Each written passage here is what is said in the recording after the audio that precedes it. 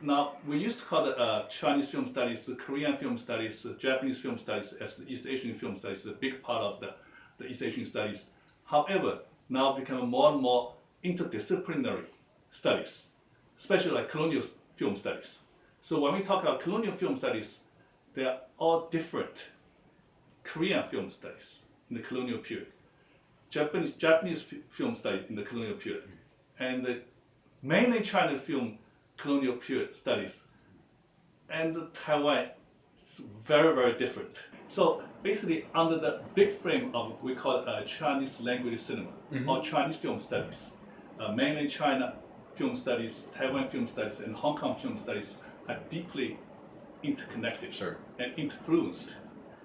However, each of them has its own characteristics and the uniqueness, and they have their somehow different developing path.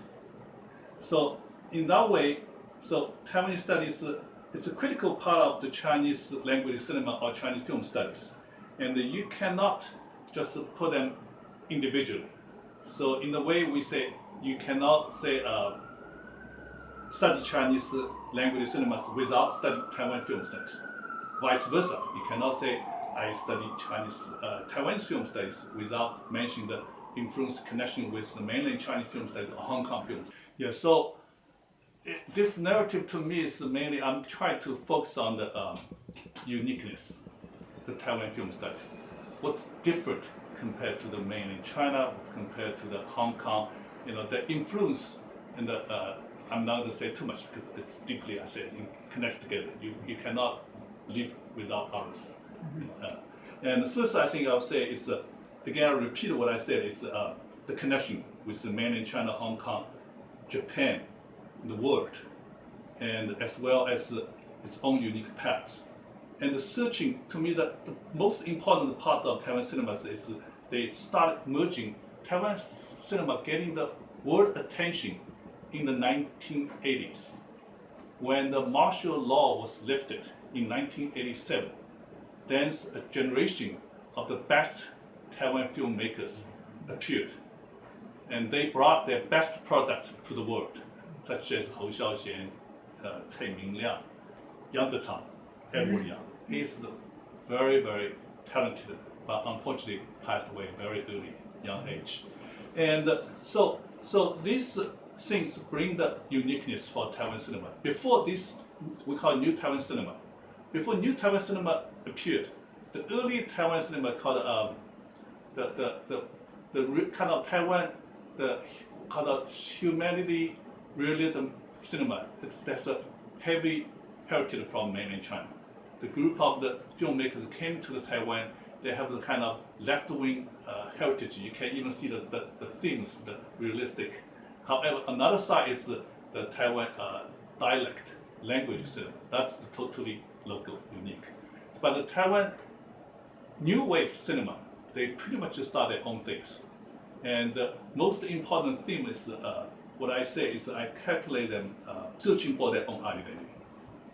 Because what's the Taiwan, their own people's identity? What's their roots? And what's the difference, such as influence from the colonial period? What's the memories of colonial period? The memory of colonial period in Taiwan is quite different compared even the mainland China, Hong Kong, Korea, even other countries. And we can see several films, like Wu Nianzhen's A Borrowed Life and Wei Deshen's Cape Cod No. 8. They have a kind of nostalgic, feeling about the colonial time. Specifically, A Borrowed Life, the Dosang, the Taiwanese way called Dosang. The film is very interesting, and you can see a very different memory about the colonial period. And so how they working this thing, then with after the Taiwan was returned back to China and under the KMT control. So this is a very interesting, to me, it's a unique areas. When I see so many scholars, they try to see the difference, they try to find their own identity, they find their own uniqueness of the Taiwan cinema studies. And especially like Wei Desheng to me is a very different young generation of the filmmaker. He did the Cape Cod #8, still followed the early thing. It's a contemporary movie, but they have a memory about the colonial period. But then he did the new one, the one 2011, the one called the Civic Ballet. That movie is to me is very special. They try to depict the big uprising of local Aboriginal mountain people, and this again relates to the when I look at the Taiwan cinema studies, the Japanese cinemas during the colonial period, they have called it national policy cinema. So they especially, it's not news, they're just using the cinema to support the colonial policies. So in Taiwan, in mainland China, Korea, they did the exact same thing. They try heavy duty, collaborating with local, the government where they supported Japanese. They did a lot of feature films, tried to influence the local people, tried to help support the colonial policies. However, in Taiwan, they only did one feature films. That the one feature film is talking about the mountain people, how called Science Bell, how the local Aboriginal girl fall in love with the Japanese teacher teaching in the mountain areas. And however, that's the only biggest uprising during the Japanese occupation is the Aboriginal uprising. So the Wei Desheng's movie about the Aboriginal people's uprising is an epic movie. It's a great movie. To me, it's a very realistic, very good way to depict the uprising, and also try to show the different face of the unique memories of Japanese colonial rules in Taiwan. Today, there is a booming situation of Chinese language cinema or Chinese film studies programs in among all academic campus in the world, actually. And such as in Europe, I recently taught people in the Leiden University, in the Edinburgh University. They have studying a very serious, big, Chinese film study programs. They are in the libraries. I know it's my field. They are building up a big, the Taiwan, China, Hong Kong film collections back there. And Columbia, of course, we are one of the major center for the Chinese cinema studies, with the best of faculty members. And we all know it's Professor Cheng from the ELAC, and Professor Richard Pagnon, and Professor Cheng from the School of Arts. And so in the way, and I say this is it's still coming to be the big major thing in the academic studies. The more critical vision for me is when I read all this scholarship is for current stages. The scholarship is more focused on how to keep the Taiwan cinema relevant and maintain its uniqueness under double pressures. One is from the Hollywood. They call it big 8 companies with relentless advertisements pushing and occupy all the markets and all the films, like American films everywhere. And one time when I was in Taiwan, 2009, I still remember, I went to Ximenting, the biggest cinema areas. I couldn't find out. There's no one local cinema. No one. I was like totally shocked. No one. And on the another hand, another side, the pressure, is from the mainland China. They have a huge, call it inducements, is increasing the budget, money support, and the big markets. And now what I'm seeing also increasingly tight censorship. So how the contemporary Taiwan cinema will survive? That's a big question still. The Taiwanese government, they did something to help for Taiwan documentary films. So we conducted a Taiwan cinema we call it Taiwan under documentary films in 2015. Yeah, so it's very successful. So the Taiwan documentary film industry actually is booming. Very nice. They have a lot of very good products. But the feature films now, they are still struggling. But they recently, for last several years, last 2 or 3 years, I did not pay too much attention. But I saw some very good movie, came out, and with a pretty big audience body there. So. Well, so that is the question then, how does it stay relevant going forward? And I'm sure theoreticians have endless comments on it as well. Yeah. Well, so unless you want to talk about anything else, that's it for my questions. Do you have anything else you want to say? Okay, so for me, I want to say is just my personal experience about writing these books. So one thing we had just conducted a faculty and a student survey. Okay, it's related to my library profession. How we're going to deal with the electric and the print materials? Am I writing something no one's going to take a look there? That's my question. So one thing, we did a survey in the faculty in 2015. We did a student survey in the 2017. So interesting to me is when we had a faculty responded. I think it's my number here is in 2015, when we give them choice of the electronic and the print books,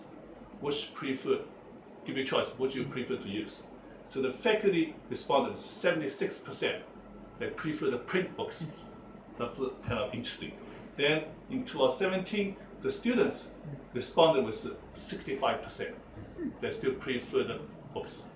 And another thing I want to say is we also ask students, what's the main reason for you come to the Starr Library to study?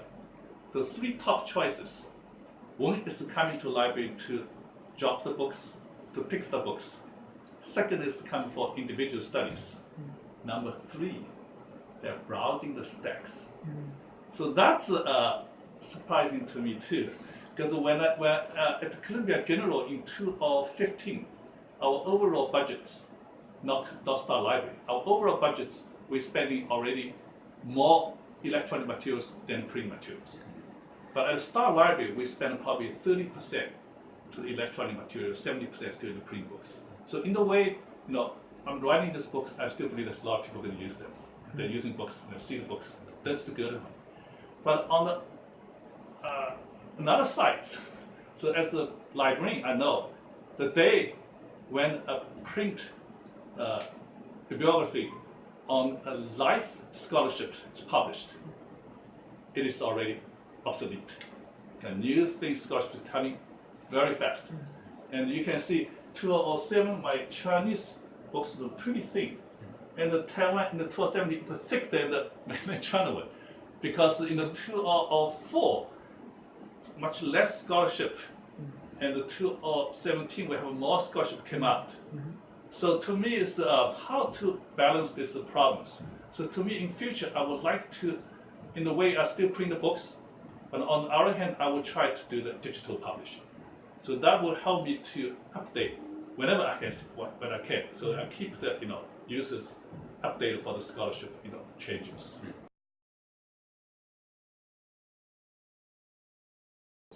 Yeah, so I think this book is directly provide the help and assistance for teaching and the research on the Taiwan Film Studies, and providing a general scope or lens for the scholar or the students just wants to touch the area. They see what's the general pictures, how much scholarship has been done by previous scholar students. So this is a main thing, and also on the other hand, this absolutely enhanced the scholarship of the general East Asian studies. It took me almost 10 years to finish these 2 books, and specifically my second books, when I get a Fulbright scholarship, to help me and my family. We stay in Taiwan for a long time period, and we concentrate on the couple of major parts of it. The interdisciplinary parts, very important. Second part is the influence between all different areas to Taiwan Film Studies. It's again very important parts. And so overall, this is to me this book is very important, the reference tool or guide for the scholarship of Taiwan Film Studies, and which has about 10 categories. And I give you the numbers: 2,744 entries of the books, PhD and MA thesis, and the conference proceedings and manuscripts in 11 languages. So in the end, followed by the 3 detailed indexes to help you using these manuscripts: title, subject, and author indexes. So in the way I can say this is the only and the most comprehensive important reference tool for Taiwan film studies.